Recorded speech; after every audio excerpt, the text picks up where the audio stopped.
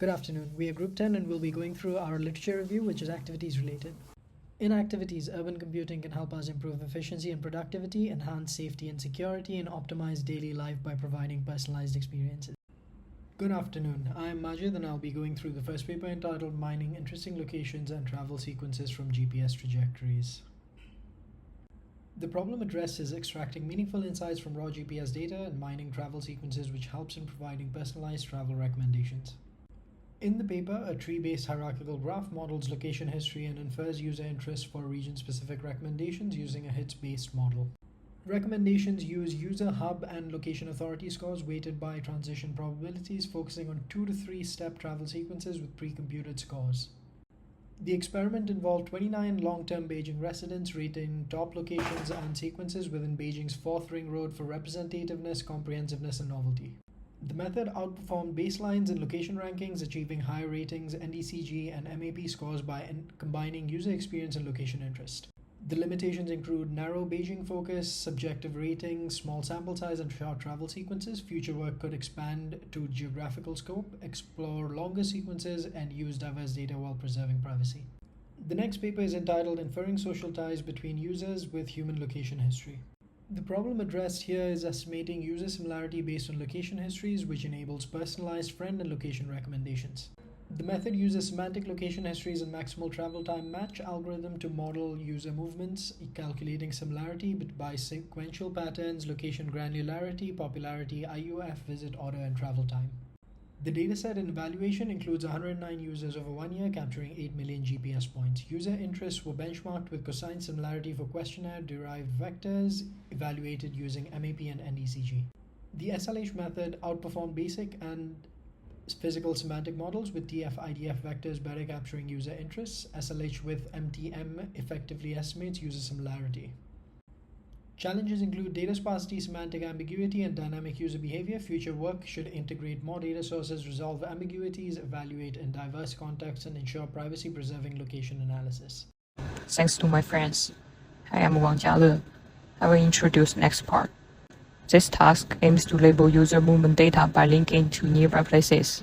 With improvements in location technology, we have lots of movement and content data. By combining them, we can better understand user activities like dining or attending events. I will give an overview of the first paper.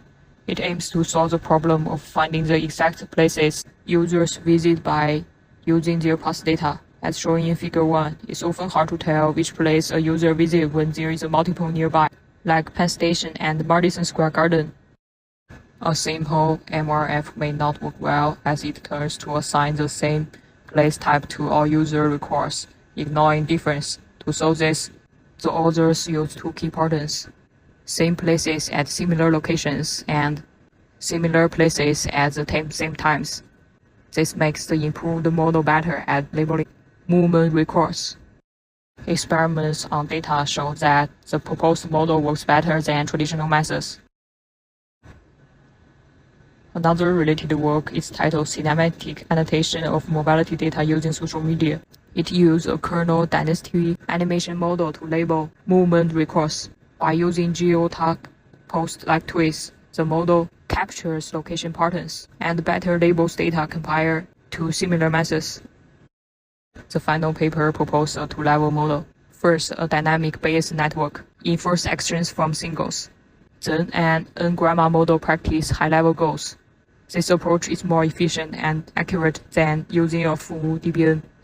That's all for this part. Thank you. This paper deals with the challenge of understanding raw mobility data. The process is crucial for applications like shipment, ride tracking, and urban planning because understanding movement behaviors can improve these areas. It introduced a platform that turned raw GPS data into meaningful places by cleaning, segmenting, and annotating it.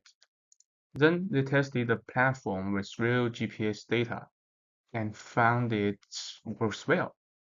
However, there are still some improvements that can be done. In the future, they aim to make the platform more adaptable and reduce costs, making it suitable for various mobility scenarios, including tracking wildlife.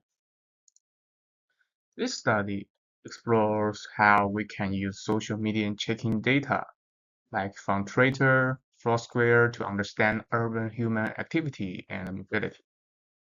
Unlike traditional ways, this data is large-scale and more detailed, providing valuable insights for urban planning. Author analyzed check-in patterns in New York, Chicago, and Los Angeles, mapping activities across the city. They found people prefer popular locations, and the data follows a power law distribution. Limitations include missing data on work and home activities and user sample bias. Future research could expand data resources and include more demographic details for accuracy. Thank you. This is Amir Shrikant. The first paper I reviewed is Finding Periodic Behaviors for Moving Objects. Periodica addresses the challenge of detecting repeating movement patterns within complex, noisy spatiotemporal data, often containing overlapping periods and partial information. This is critical for applications like wildlife monitoring and mobility studies, where recognizing such patterns supports data compression, behavior forecasting, and anomaly detection. The two-stage approach of Periodica involves identifying reference spots through density clustering and using Fourier transforms and autocorrelation to detect periodicities, followed by statistical clustering to model behaviors. Tested on synthetic and real-world datasets including animal migration data, Periodica demonstrates strong accuracy in detecting periods and clustering behaviors, though it encounters limitations with sparse, irregularly sampled data and relies on a direct link between behaviors and reference spots, which may not always hold. The second paper is Discovering Regions of Different Functions in a City Using Human Mobility and POIs. This study focuses on identifying functional regions within a city by analyzing movement patterns and the distribution of facilities such as restaurants and schools. This is crucial for city planning, resource allocation, business siting, and social recommendation. The proposed framework divides the city by major roads and models human movement and points of interest as topics, which then represent different functional areas. Tested with 2 years of POI and taxi movement data from Beijing, the framework, called DROF, showed greater accuracy in mapping functional regions and tracking their evolution compared to traditional methods. However, relying on taxi data may limit coverage of all urban activities, and future work could improve accuracy by including diverse data sources like mobile phones data and socioeconomic indicators. Thank you. Thank you, everyone. The following slide shows the contributions by each team member. Thank you for listening.